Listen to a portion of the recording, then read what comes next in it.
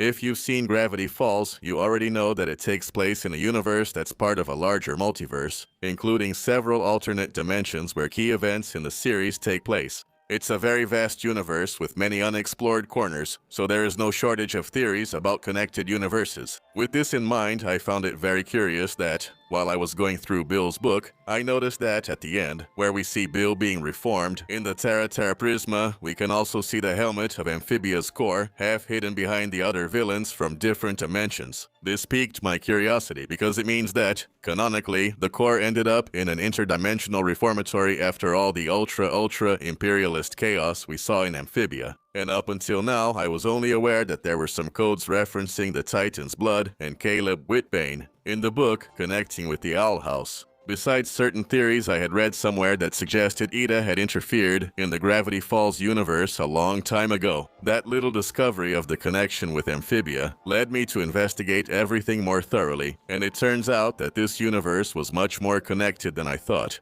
These 3 series are just the beginning of an interconnected web of events, far beyond what any of us imagined. As I mentioned, Gravity Falls and the Owl House have several connections. The first one appears when the Owl House wasn't even in pre-production yet, in episode 1 of Gravity Falls, Tourist Trapped. Here we can quickly see a section about cursed doors while Dipper flips through Journal 3 for the first time. And it seems very clear that the door in the lower left section is an early concept of what would become Ida's door, seen in the Owl House.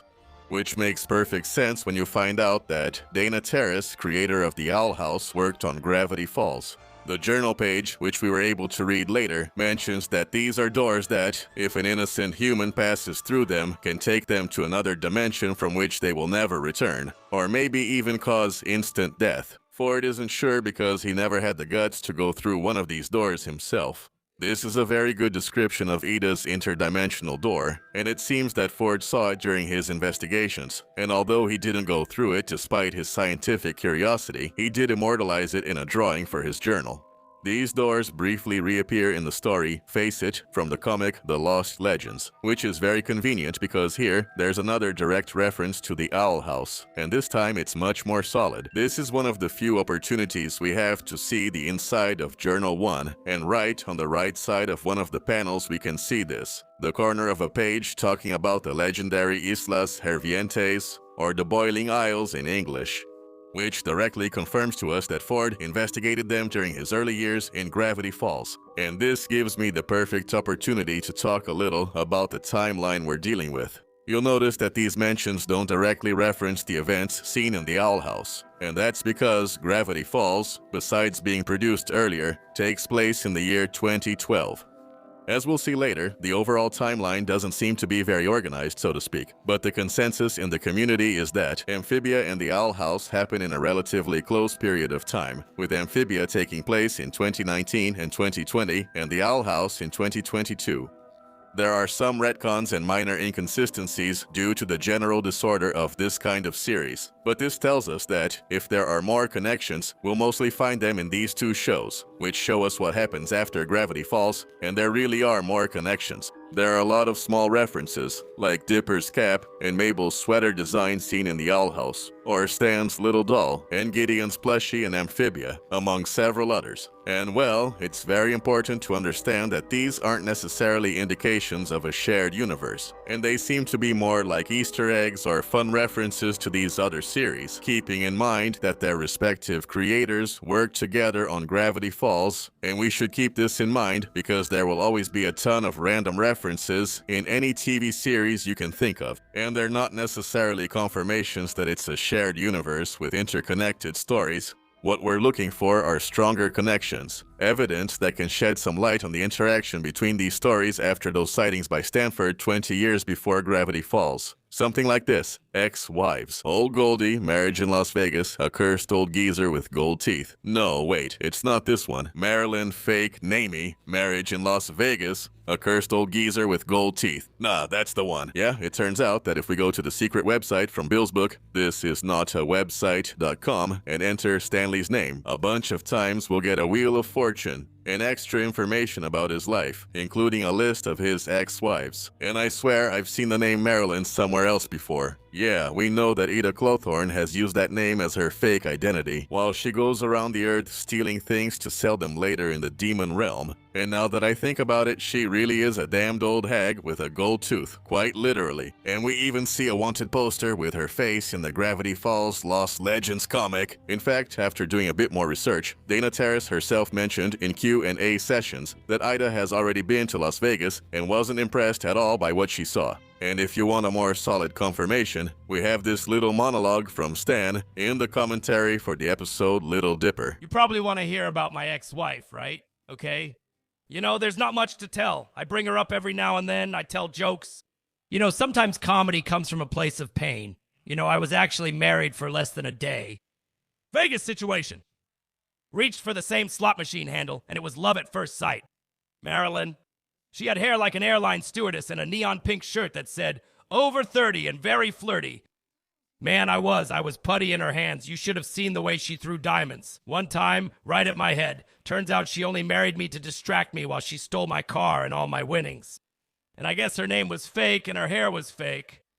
The love was real. She truly was the one that got away. It was a real getaway. She was chased by police for a mile out of Vegas, slipped through a door into a canyon, and escaped with all my loot. Sometimes I still think of her. That pale bingo hall skin. That one weirdly sharp tooth. Sorry, I'm getting nostalgic. If you didn't know already, this makes it pretty clear and direct that Ida is Stan's ex-wife, and it's usually the most commonly cited piece of evidence when we talk about this shared universe, not only because it's a very interesting piece of history and very solid evidence, but also because it confirms that the Earth Luz comes from is the same Earth where the events of Gravity Falls took place. So, directly, the stories are connected. But then, what does Amphibia have to do with all of this? Well, one of these curiosities that seem unimportant out of context is that in Bill's book, he reveals that the bottomless pit next to the Mystery Shack was the result of his first attempt to create a portal to his dimension. That's why it has all those strange properties seen in the series. That's why objects thrown into it sometimes end up in other dimensions. And that's why it's at the center of an interesting theory that I first saw in FinFin HDA's video about the topic we're discussing today.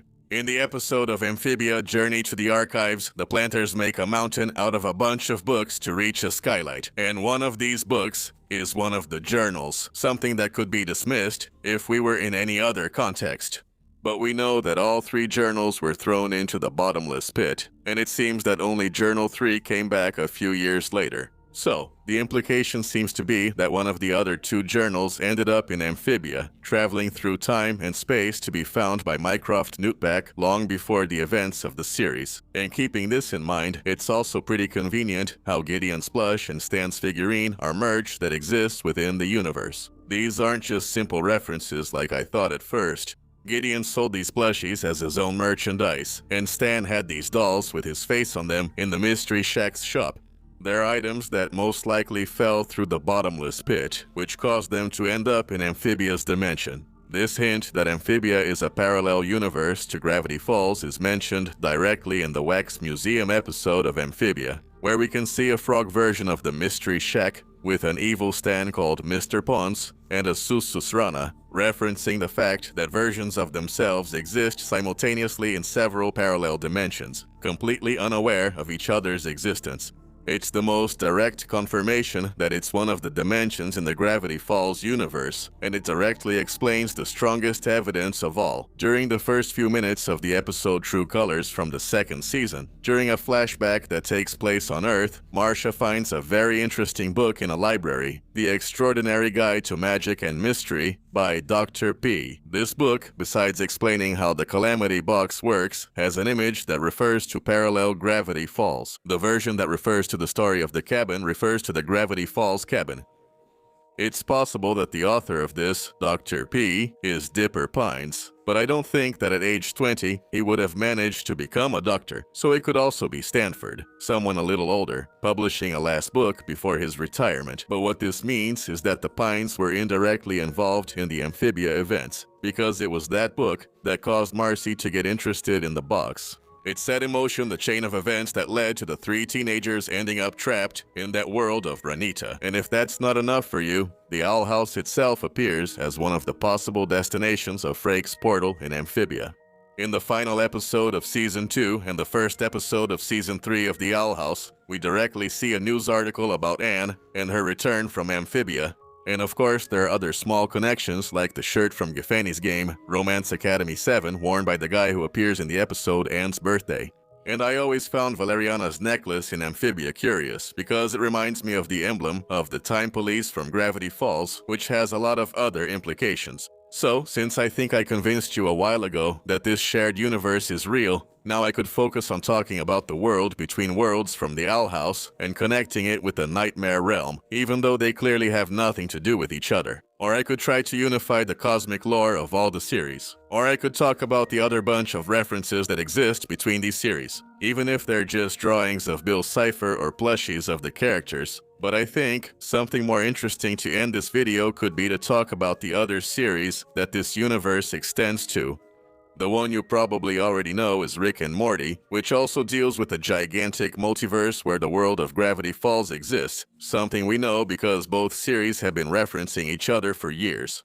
The most famous reference is in Close Rick Counters of the Rick kind, where Rick opens a bunch of portals to other dimensions, and from one of the portals a mug, a pen, and a notebook fall out.